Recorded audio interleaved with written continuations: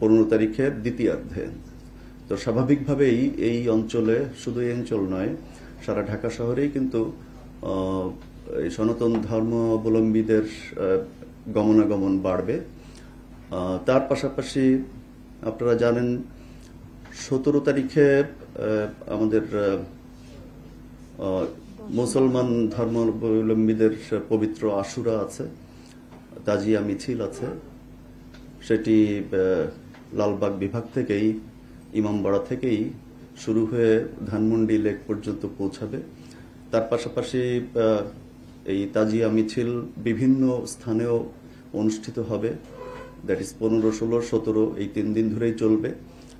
17 তারিখে তাজিয়ার মূল মিছিল, সেটি পুরনো ঢাকাতেও একটি হয়, তার পাশাপাশি মোহাম্মদপুর, মিরপুর এসব এলাকাতেও এই সময়টায় যানজট বাড়ার একটি সম্ভাবনা আছে।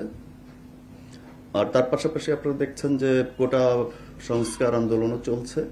সবকিছু মিলিয়ে আগামী সপ্তাহে আমাদের ট্রাফিকের যে চ্যালেঞ্জগুলো সেটি বললাম, এবং এই চ্যালেঞ্জকে সামনে রেখেই প্রত্যেকটি বিভাগের ট্রাফিকের উপকমিশনারগণ তাদের মতো করে এই ট্রাফিক ম্যানেজমেন্টের ক্ষেত্রে জনভোগান্তি যেন কমাতে পারি আমরা, সেটির ব্যাপারে সকল ডিভিশনে সকল উপকমিশনারগণ কাজ করছে তাদের নিজস্ব পরিকল্পনা অনুযায়ী। তো এই ধরনের অনাকাঙ্ক্ষিত পরিস্থিতির জন্য আমরা ট্রাফিক বিভাগের পক্ষ থেকে যেটি করে থাকি সেটি হচ্ছে ক্রাইম বিভাগের সঙ্গে সমন্বয় করে সকল ট্রাফিক বিভাগের ভেতরে পর্যাপ্ত সমন্বয়ের মাধ্যমে জনভোগান্তি যতটুকু কমানো যায় সেই চেষ্টাটি আমরা করে থাকি। আপনি খুব চমৎকার একটি কোয়েশ্চেন করেছেন। তো আমি শুরুতেই বলেছি আমরা ব্রিফ করছি ট্রাফিক ম্যানেজমেন্টের উপরে।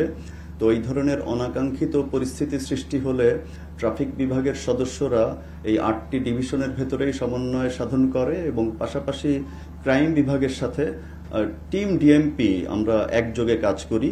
তো আমরা সবসময় চেষ্টা করি সাধারণ মানুষের গমনাগমনের ক্ষেত্রে ভোগান্তি যত কমিয়ে পারা যায়। আপনারা লক্ষ্য করেছেন গতকাল সারাদিন কিন্তু সারা ঢাকা শহর স্টাক হয়েছিল শুধুমাত্র বৃষ্টির কারণে। এই ট্রাফিক ম্যানেজমেন্টের ক্ষেত্রে যে ধরনের চ্যালেঞ্জ আমরা ফেস করি, আমি ওয়ারির উপকমিশনারকে জিজ্ঞাসা করছিলাম একটু আগে যে তোমাদের রাস্তা খোঁড়াখুড়ির কি অবস্থা। তো এই যে রাস্তা খোঁড়াখুড়ি, এটিও কিন্তু আরেকটি আমাদের জন্য চ্যালেঞ্জ ট্রাফিক ম্যানেজমেন্টের ক্ষেত্রে। যেমন গতকাল আপনারা দেখেছেন বৃষ্টির কারণে অনেক জায়গায় লক্কর ঝক্কর যে বাসগুলো আছে, বড় বড় বাস, সেগুলোও কিন্তু নষ্ট হয়ে পড়েছিল জলাবদ্ধতার কারণে। সিএনজি 3 হুইলার্স গুলোও কিন্তু এরকম নষ্ট হয়ে যায়, ছোট ছোট গাড়িগুলো নষ্ট হয়ে যায়, যে কারণে গতকাল কিন্তু আমরা নগরবাসীকে আহ্বান জানিয়েছিলাম পর্যাপ্ত সময় হাতে রেখে বেরোনোর জন্য। তা আমরা সামগ্রিকভাবে ট্রাফিক বিভাগের সকল সদস্য রাত দিন আপ্রাণ চেষ্টা করে যাচ্ছি যে সাধারণ মানুষের গমনাগমন যেন আমরা কিছুটা হলে যতটুকু সম্ভব আমরা নির্বিঘ্নে করতে পারি।